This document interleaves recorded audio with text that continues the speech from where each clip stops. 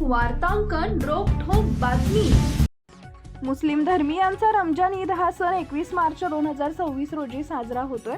त्यानंतर 23 मार्च 2026 पासून जिल्ह्यातील सर्व गॅस एजन्सी गॅस वितरणात एकसूत्रता राखण्याकरता गोदाम, गॅस एजन्सी व इतर ठिकाणांहून गॅस सिलेंडरचे वितरण करू नये।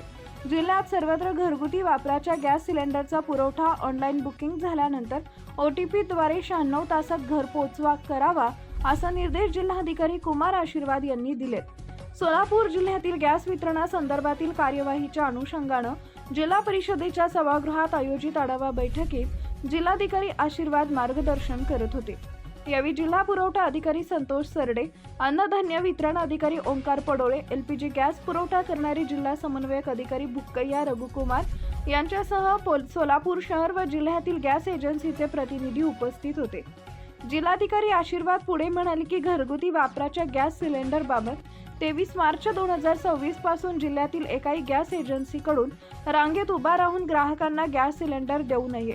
ऑनलाईन बुकिंग केल्यानंतर OTP द्वारे 96 तासात संबंधित एजन्सीने ग्राहकांना घरपोच गॅस सिलेंडर उपलब्ध करून द्यावेत। आपल्या गॅस एजन्सी व गोदाम समोर ऑनलाईन बुकिंग घरपोच सेवेद्वारे गॅस मिळेल, एजन्सीमध्ये गॅस मिळणार नसल्याचे बाबतचे बोर्ड दर्शनी भागात लावावेत।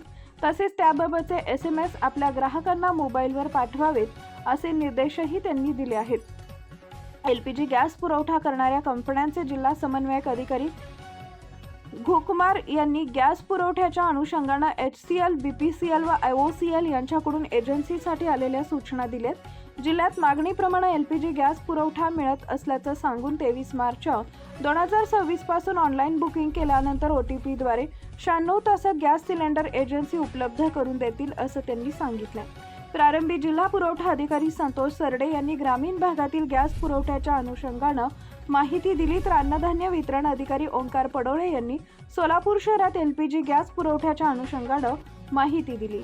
महाराष्ट्रातील महत्त्वाच्या आणि ताज्या बातम्या पाहण्यासाठी आमच्या जय हो न्यूज चॅनलला सबस्क्राईब करा आणि बेल आयकॉन प्रेस करा।